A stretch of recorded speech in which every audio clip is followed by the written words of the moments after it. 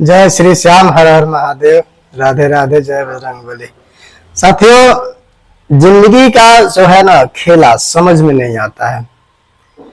और देखिए, मैं छोटी सी बात बता रहा हूँ, हकीकत क्या है। चलो ठीक है, मैं गुड़गांव आया तो सोचा कि यहाँ बेरोजगारी है, आते आते नौकरी नहीं मिलेगी, तो घर से एक बाइक अपनी जो थी वो हरियाणा नंबर थी, तो मैंने बस में लाद के उसको लेके आया। आपको बताया भी था वीडियो में कि बस वाला ने मना किया कि भाई बाइक में पेट्रोल नहीं रहना चाहिए, और मेरे लड़के ने सारा पेट्रोल निकाल के अपनी बाइक में डाल दिया।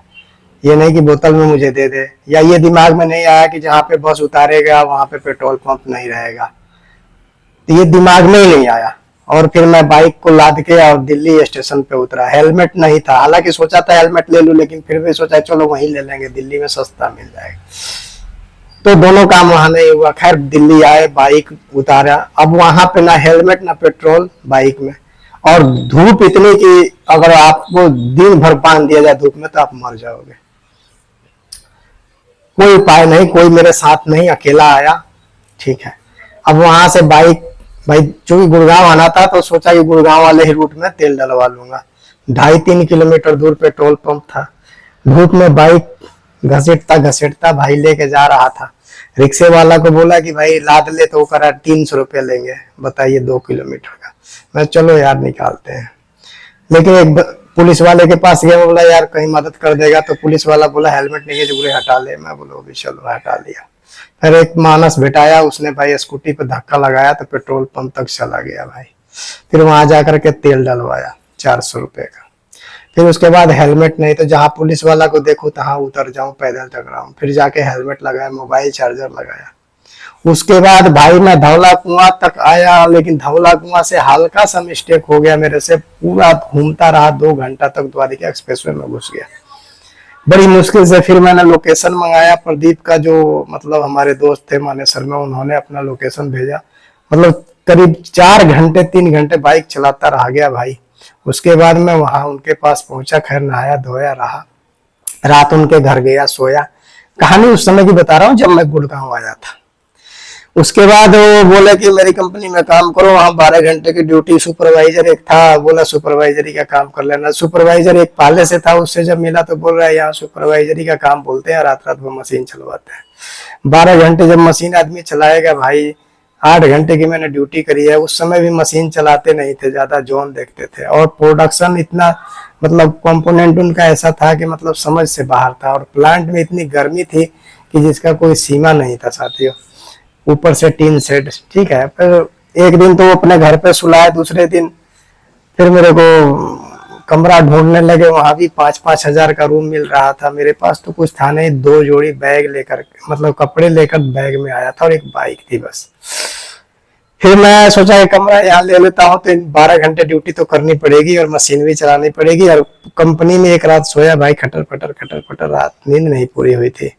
होटल में खाना खाना। फिर मैं चला आया गुड़गांव। गुड़गांव आया तो भाई एक गांव के हैं मकान मालिक, इनसे पूछा, मतलब मेरे भैया लगते हैं, मतलब गांव के रिश्तेदारी में के, तो उनका मकान था यहाँ ओम बिहार में। तो मैंने उनसे ये कहा कि कोई रूम मिलेगा, तो बोले एक कमरा खाली है। मैं यहाँ आके कमरा ले लिया। कमरा लिया तो ये तखत जो देख रहे हैं, ये तखत भी उन्हीं का है, हालांकि दे दिए थे, बोले कि कब तखत ले लो आप। फिर मैं जा करके एक गद्दा लेके आया, एक बेडशीट लेके आया, उनका लड़का साथ में था, और एक कूलर भी लाया, देख सकते हैं। उसके बाद से भाई मैं ये विधि व्यवस्था किया। उसके बाद होटल में कई दिन तक खाना खाया, कई दिन जोमेटो स्विगी में बाइक वाइक चलाता रहा। उसके बाद मैं टप्पू खेरा भी गया। एक इंजीनियर बोला था कि हाँ आ जाओ, कोई कंपनी है उसमें, मैं जाके देख के आया। फिर वहां गया भाई 60 किलोमीटर दूर। वहां रास्ते में फिर एक बंदा मिला, फिर उसने मेरे को पटौदी ले गया। फिर वहां पे राजेश बब्रवाल के यहाँ भी रुका था। मतलब नाचते नाचते फिर मैं आया। फिर लास्ट में फिर स्विगी जोमेटो वही कर रहा था। रैपिडो में बाइक इसलिए नहीं चला रहा था कि रैपिडो में मतलब कई मोटे मोटे बैठ जाते हैं, बैग रख देते हैं, थोड़ी दिक्कत, उनके हिसाब से चलना पड़ता है। मैं सोचा ये ठीक है। उसके बाद मैं एक दिन गया था अपने शोभा सिटी में, तो वहां पे जाकर के देखा कि भाई गार्ड का, मैंने पूछ लिया भाई, मैं सोचा यहाँ रहा। मैं गार्ड की नौकरी मैंने जा करके बादशाहपुर में 45 रुपये ले लिए भाई, वर्दी दिए, और आकर के वहां गार्ड की नौकरी कर रहा था। 21 दिन ड्यूटी किया, जिसमें 2 छुट्टी किए थे, नहीं तो 23 हो जाता। उसके बाद से भाई मैं 10 किलोमीटर चूंकि दूर है, कमरा यहाँ से तो जाम लग जाता है, तो मैं उधर रूम देख रहा था कि उधर कोई रूम मिल जाता इसी तरह का, तो मैं वहां ले लेता। लेकिन नौकरी में रात दिन यही सिलसिला कि चोर है, पैसे काट लेते हैं, कम दे देते हैं, ये करते हैं, और सारे रोना, पैसे बढ़ाने को बोल रहे हैं। हालांकि काम ठीक है, काम समझ गया मैं, लेकिन यहाँ से दूरी है। फिर मैं वहाँ पार्टनर के लिए भी कई लड़कों से बात की, भाई एक तेरे साथ रह जाता हूँ, ये 5500 रुपये का रूम दे करके मैं अकेला 5500 कहाँ से दूंगा। फिर भी हिम्मत रखा था, रूम कोई नहीं मिल रहा था। कोई एक बंदा भी रहा, उससे मैं तो बोल रहा हूँ, लेकिन वो नहीं चाह रहा है कि आप आ जाओ, तो जबरदस्ती तो किसी के रूम में जाकर रहा नहीं जाएगा। फिर मैं जाकर के सारा गैस वैस का सारा सामान लेके आया और सारा बर्तन सर्तन खरीदा। मैं बोला होटल में कब तक खाएगा आदमी, फिर बनाने लगा।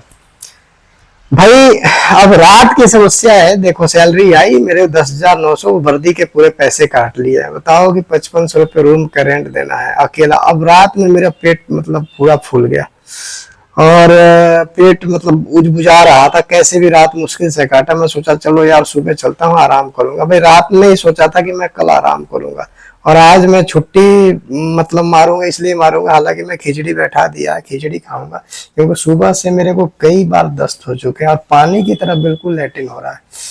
ठीक है, तो शरीर में वीकनेस मतलब भाई जाहिर सी बात है होगा ही। अब इसके ऊपर भी फिर मैं 10 किलोमीटर बाइक चला के जाऊंगा, वहां रात भर ड्यूटी करूं। देखो ये मेरा खिचड़ी, ओहो हो, गिर गया भाई साहब, गिर गया, क्या करेंगे, दही लेके आया।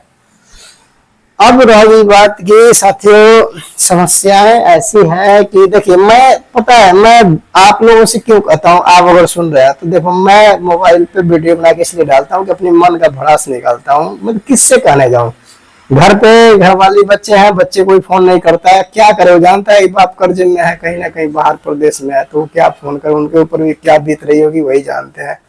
ठीक है, घरवाली वैसी ही है, आज तक कभी अकेले रही नहीं है, लेकिन अभी रह रही है। माँ बाप के प्रति मैं गांव में इतना सारा काम किया, सोचा था कि ये लोग एक रहेंगे, एक साथ सपोर्ट करेंगे, लेकिन वो लोग भी नहीं, कोई फोन नहीं करता है, भाई भौजाई कोई नहीं फोन करता है, भाई अकेला हूं मैं। अब एक दोस्त है, उससे फोन किया तो उसने बोला, तो भाई मैंने बोला चलो यार, अब ये 8 दिन ड्यूटी किया हूँ, अगर ये फिर 20 दिन और ड्यूटी करूंगा, उसके बाद अगले महीने में 10 तारीख तक ड्यूटी करूंगा, उसके बाद यहाँ 5500 का रूम, फिर जाम, बारिश में बहुत मतलब, अब मतलब कभी कभी मन करता है छोड़ दूं, कभी कर रहा हूँ कहीं गलती तो नहीं कर रहा हूँ छोड़ करके, लेकिन अब समझ में नहीं आ रहा है। फिलहाल तो भाई अभी खिचड़ी खाऊंगा और सोऊंगा, दूसरा उपाय कुछ नहीं है। हालांकि उससे बात हुई तो उसने ये बोला कि मैं संडे को आऊंगा और ये अपना कूलर वूलर ला के उसके रूम पे चले जाएंगे। उसके रूम पे चले जाएंगे तो वो भी गाड़ी चलाता है हालांकि, लेकिन 2 आदमी रहेंगे तो कम से कम 4,000 2,000 रुपये किराया, महीने का 3500 रुपये तो ये बचेगा ना। प्लस ये है कि कभी कभार एक साथ रहेंगे तो खाना पीना बढ़िया बना के आदमी खा लेगा। रह गया नौकरी, तो भैया यहाँ से तो 10 किलोमीटर उधर दूर है, उधर में सुबह से वहाँ कमरा मिल नहीं रहा, वो अनजान एरिया है, वहाँ कोई नहीं है। और यहाँ पे रह रहा था तो यहाँ भी भाई मुश्किल ही है, मेरे को लग रहा है कि मतलब अकेला नहीं रह पाऊंगा। और उधर यहाँ पर घर जाना हो तो बाइक पे रोड पे खड़ा करो, यहाँ कौन है देखने वाला, 5500 रुपये माथे पे रहेगा, सामान अगर छोड़ के जाता हूँ। इसलिए मजबूरी है, फैसला करना पड़ रहा है कि मैं अगर उसके साथ शिफ्ट हो जाता हूँ तो कम से कम ये तो रहेगा ना, घर भी चला जाऊंगा तो सारा सामान बर्तन सर्तन या बाइक भी उसी के पास खड़ी रहेगी, गाँव का बंदा है। मैं अपना आऊंगा तो 2-4 घंटे बाइक भी चला लूंगा। स्विगी जोमेटो है, दुनिया कर रही है ना, दुनिया तो कर रही है भाई। थोड़ा परेशानी तो किसमें, अब इसमें है तो सैल्यूट मारना ही है, इसमें इनकी बातों को सुनना ही है।